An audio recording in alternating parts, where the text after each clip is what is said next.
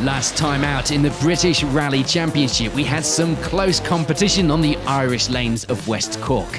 Round 1 winner Matt Edwards on the pace once again, but it would eventually be victory for Tom Cave after the pair were swapping seconds throughout the rally.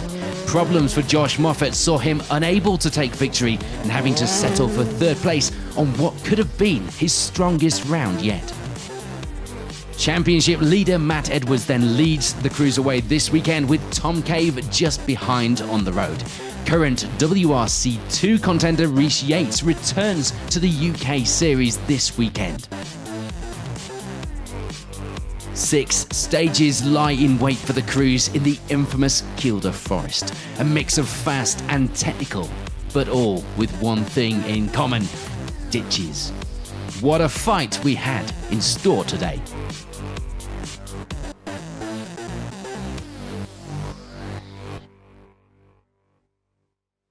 Let's head on to those opening stages of the day then, and it would be an early lead for Tom Cave and Dale Bowen.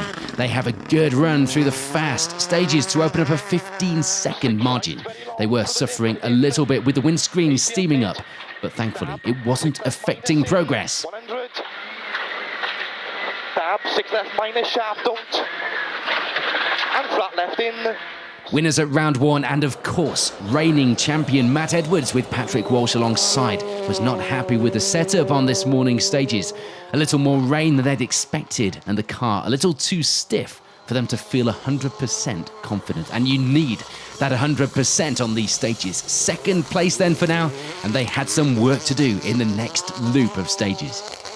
Rhys Yates joins the championship once again, and with round 2 winning co-driver James Morgan alongside. Out for a bit of testing ahead of the next round of the WRC2 season, but as always, competitive, just 2.6 seconds back from Edwards after 2 stages. There would be problems for David Bogie and John Rowan though through the early stages of the rally. They take a particularly deep cut, knocking the back end of the car out of alignment, resulting in a very lively rear end on the Skoda for the rest of the stage. Just keeping it out of those ditches, they end the morning with 4th place. Tight 6, definitely don't cut. 60 up the hill. Well, that 3 left over flat crest. 60 through a dip. 1 left. This weekend, meanwhile, would be the first visit to these stages for Enda McCormack and Colin Fitzgerald. And it would be eye-opening, as you might expect. They felt like they were spending almost as much time off the stage as they were on it. But thankfully, they get through without incident to lie in 5th.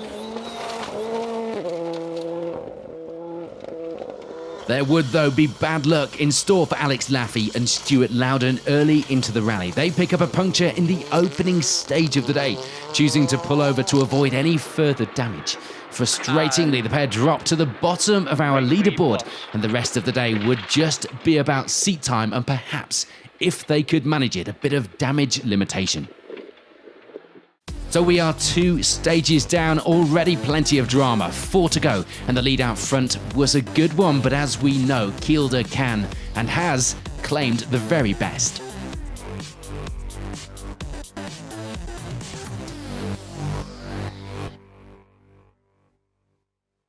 Let's join the action now on the next pair of stages, and it would still be Tom Cave and Dale Bowen leading the way.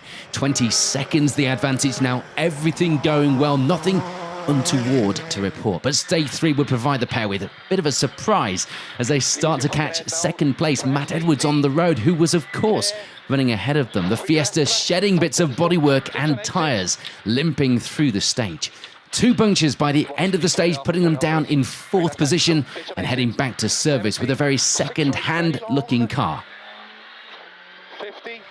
This drama and toil would of course mean change in other positions on the leaderboard as well. Rhys Yates and James Morgan continuing their trouble-free run and moving up to 2nd place. The pace was good and they gained themselves a nice 27-second buffer in that position as well, with just 2 stages of the rally to go. With the car now fixed in service and back to handling how it should, there would be some good times being set on that leaderboard by David Bogie and John Rowan. They end this loop as a result with 3rd, pushing hard to make sure they salvaged as many points as possible from this round of the championship. They do get held up a little towards the end of the third stage, though, as they also catch Edwards. The nature of the roads here in Kielder not allowing much opportunity to pull over and move out of the way, despite those problems on the Fiesta. So with Edwards losing over 2 minutes now and moving down to fourth, it would be business as usual in the remaining positions. Enda McCormack and Colin Fitzgerald happy to still be going at this stage in the event. Dramatic stages these, especially if you're seeing them from behind the windscreen for the first time. They were in fifth. No change either for Alex Laffey and Stuart Loudon, although they were now putting in some good times after that earlier puncture, trying to salvage something from that early misfortune. 4 stages down then here at the Pirelli, 2 to go. That leaderboard taking a bit of a shake-up, but still looking good for rally leader Cave.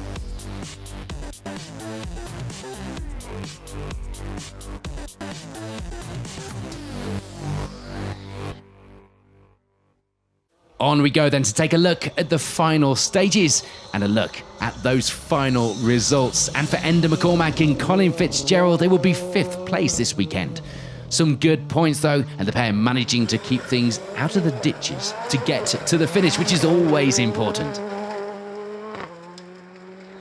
Not the best of days, or at least not the best of starts for Alex Laffey and Stuart Loudon, as you saw. It would be 4th by the finish, though. This was better than they could have hoped for when they pulled over to change that tyre this morning.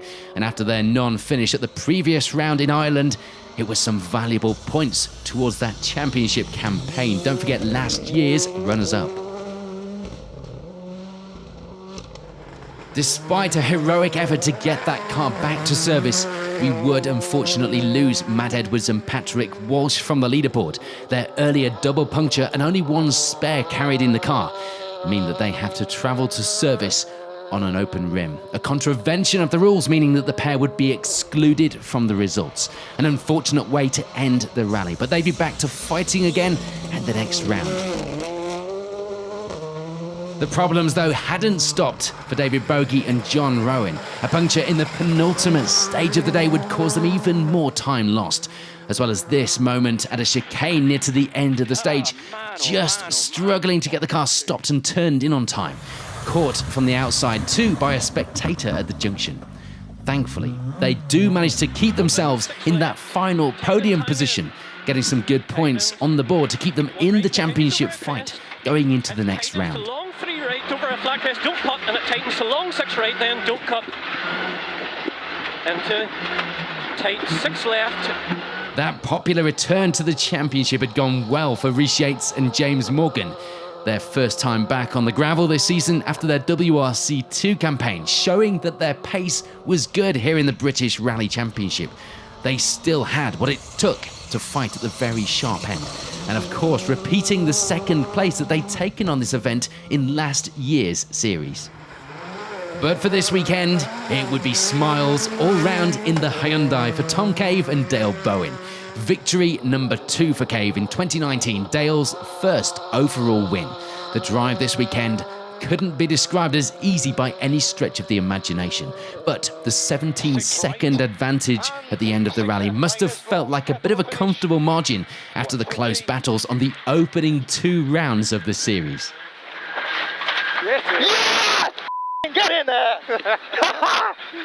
Well done. Well done, mate. Confirmation then after a tough day on the stages here in Kielder at the final results here on the Pirelli Rally. That victory for Cave puts him in the driving seat of the championship going into the next round over the water in Belgium. Tom, many congratulations. You've done a BRC double now. You're making a very good habit out of this. How was your day in the Hyundai? Yeah, it's a nice feeling to get 2 on the bounce, isn't it? And you know, we had a good morning stages, and I think for me that kind of set the tone for the day, and I kind of managed the gap this afternoon, and yeah, it's great. Thanks to everybody. The car's been fantastic. Tyres have worked well. Dale's first rally win overall, so I'm really thrilled for him as well. So yeah, heading into Ypres now, it's going to be the championship fight, certainly getting really good momentum, which I'm thrilled about. So thank you to everyone for their support, my sponsors, and everybody back home watching. So thank you. Rhys, many congratulations. Successful day in the office back in the BRC. Yeah, it's been a good day. nothing to report. So yeah, no issues, no moments or like that, and yeah, it's been bang on. We did, I set some objectives before, and we were here to get miles for Portugal, but as I said before, I am competitive, and if someone had said you couldn't come second, a few people have already said to me, second again? I thought, all right, bit early. So no, it's been good. It's been a really good day. James has been spot on, and car's been bang on. So team has been, we're all smiling. So and we're wet, so it's all good in champagne and rain. David, many congratulations. A podium. You put to bed the nightmare from last year. Talk us through your day. It's been a hard day, very difficult conditions. We had a few problems along the way, but on the whole, we struggle for pace to match the guys at the front. So some days you've got to pace, some you don't. But solid points on the board. Of course, we'd like to have fought for the win, but it wasn't to be today. So more than happy to get some solid BRC points, and we'll have another day. It wasn't an easy day. A puncture that kind of dented any sort of fight back, wasn't it? Really. It was, yeah. Hey, it's the way it goes. It's the nature of the stages. To remain on the line, you have to take the cuts, and when you take the cuts, you risk the punctures. So, hey, that's the way it goes. That's the nature of the rally. Everybody's got their story, but hey, on the whole, we've got some solid points. That's what it's all about. Next up then, the crews head to Belgium and the fast, unforgiving roads of Ypres. Will Cave's back-to-back victories give him the confidence and with it the edge he needs to make it 3 in a row? Or will the fight be even stronger for those looking to right the wrongs from the season's woes so far?